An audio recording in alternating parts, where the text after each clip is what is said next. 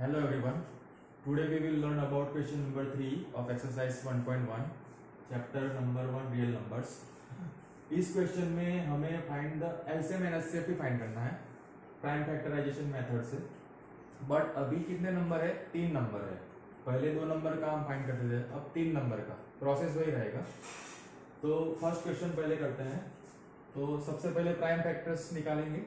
तो 12 का prime factorisation करेंगे. 12 का 2 इवन नंबर है, 2 से डिवाइड होगा. 2 6 जा, फिर से 2 3 जा एंड 3 1 जा. तो एकदम इजी था. 12 का फैक्टर्स हो जाएंगे 2 2 बार है इसलिए स्क्वायर इंटू 3. फिर 15 के फैक्टर्स निकालेंगे. 15 के 3 से डिवाइड होगा. 3 5 जा एंड 5 1 जा. 3 5 जा 15, डायरेक्टली भी आप लिख सकते हो 3 इंटू 5. और लास्ट है 21. 21 में 3 7 जा 21, डायरेक्टली भी आप लिख दोगे तो भी चलेगा. और ऐसे करना है तो ऐसे भी कर सकते हो. 3 7 जा और 7 1 जा. तो इसके फैक्टर हो जाएंगे 3 इंटू 7. ओके. तो अब एलसीएम एंड एचसीएफ फाइंड करें. ये प्राइम फैक्टराइजेशन हो गया तीनों का. इजी है, डायरेक्टली आप ये लिख दोगे 2 2 जा 4 3 जा 12, डायरेक्टली भी ये लिख सकते हो, डायरेक्टली पता है तो. अब एलसीएम फाइंड करना है. सबसे पहले एलसीएम में प्रोसीजर वही रहेगा. LCM of 12 15 and 21. तो एलसीएम में मैक्सिमम पावर लेंगे. सबसे पहले तो सारे नंबर्स लिख देंगे. 2 3 5 7 सब दिख रहा है. तीनों में जो भी नंबर दिख रहे हैं सिंगल टाइम पहले लिख दो. 2 3 5 एंड 7. ओके. 2 की मैक्सिमम पावर तीनों में से इसमें ही है 2, और 2 का स्क्वायर है. मैक्सिमम पावर लेनी है एलसीएम में. 3 इसमें single time single time single time, तो एक ही टाइम रहेगा. 5 सिंगल टाइम ही है और कहीं है नहीं तो एक ही टाइम रहेगा. और 7 भी सिंगल टाइम ही है, यहाँ पे ही है तो वो भी रहेगा. बस. तो अब सिंपली सबको मल्टीप्लाई करो. 2 का स्क्वायर 4, मल्टीप्लाई कर दो. 3 5 जा 15, 15 7 जा 105, और 100 4 जा 400, 5 4 जा 20, यानी 420 आंसर आ जाएगा. 105 इंटू 4 करोगे तो 100 4 जा 400, 5 4 जा 20, तो 420 आंसर आपका एलसीएम आ जाएगा. मल्टीप्लाई कर सकते हो आप.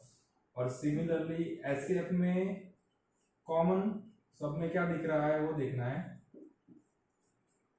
कॉमन क्या है?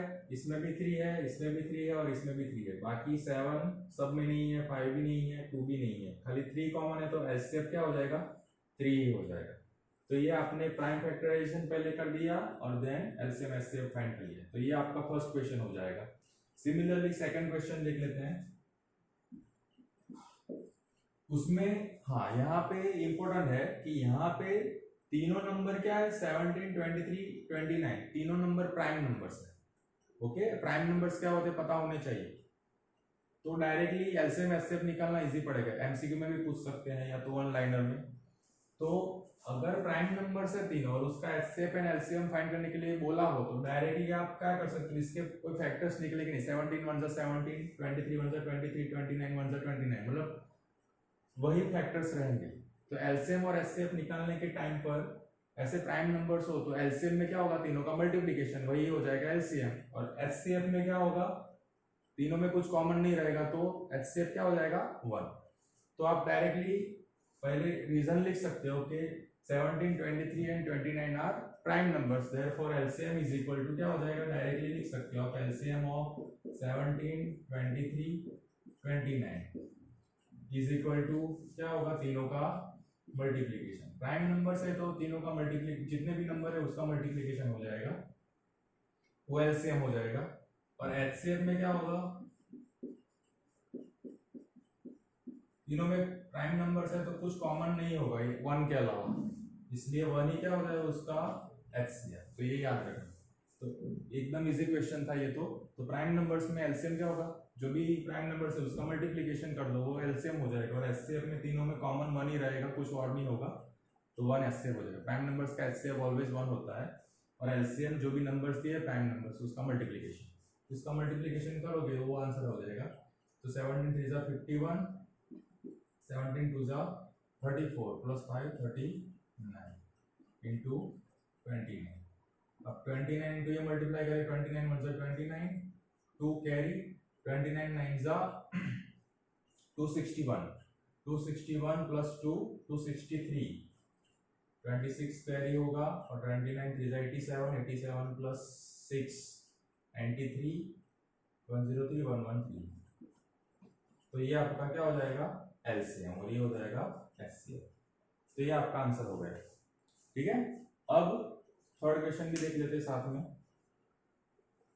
तो प्राइम नंबर्स होंगे तो एलसीएम रहेगा मल्टीप्लिकेशन, जो भी प्राइम नंबर्स है उसका, और एचसीएफ हो जाएगा 1, क्योंकि कुछ कॉमन नहीं होगा उसमें 1 के अलावा। थर्ड क्वेश्चन भी देख लेते हैं। 8 9 डायरेक्टली करते हैं।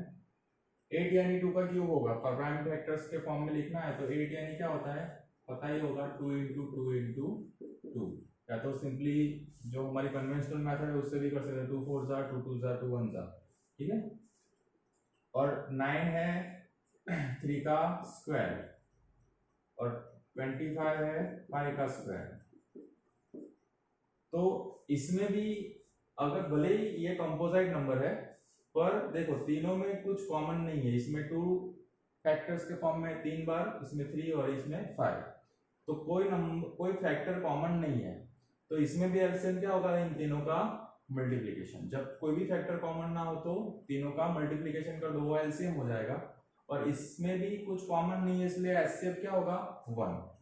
ठीक है, क्योंकि तीनों में कुछ कॉमन नहीं है, तो डायरेक्टली आप एलसीएम क्या हो जाएगा, एलसीएम ऑफ 8 9 एंड 25। ये फैक्टर्स के फॉर्म में लिखना हो तो भी लिख सकते हो, बाकी डायरेक्ट ये भी कर सकते हो, क्योंकि ये मल्टीप्लाई करेगा तो 8 ही आएगा, इसमें 9 आएगा और इसमें 25 आएगा।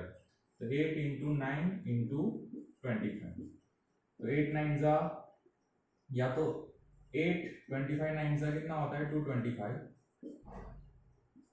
फिर 8 5 जा 200, 8 जा 1600 और 25 1800 आएगा, और 200 मल्टीप्लाई बाई 8 करोगे तो 1600 होगा, और 25 8 जा 200, तो 1800 आपका क्या हो जाएगा एलसीएम।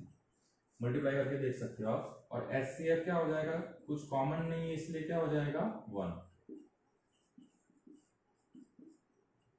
ठीक है, तो जब भी कंपोजिट नंबर भी हो लेकिन कुछ कॉमन ना हो तो भी इन तीनों का मल्टीप्लिकेशन करेगा वो एलसीएम हो जाएगा। और एचसीएफ में भी कुछ कॉमन नहीं है, 1 ही आएगा। ठीक है, तो कंपोजिट नंबर में भी देख लेना कौन से फैक्टर्स है। प्राइम नंबर है तो 1 ही आएगा, बट कंपोजिट नंबर में भी अगर कुछ कॉमन नहीं है तो एचसीएफ 1 ही आएगा। और सिमिलरली कॉमन ना हो तो जो भी नंबर्स है उसको मल्टीप्लाई कर दो वो एलसीएम हो जाएगा। तो और प्राइम नंबर्स में मैंने जैसे समझाया वैसे मल्टीप्लाई कर दो डायरेक्ट एलसीएम में और एचसीएफ 1 हो जाएगा। तो होप सो आपको ये क्वेश्चन अच्छे से समझ में आया हो। अगर कुछ डाउट है तो आप कमेंट सेक्शन में लिख सकते हो। Thank you for watching. Next question हम नेक्स्ट वीडियो में करेंगे। Thanks for watching.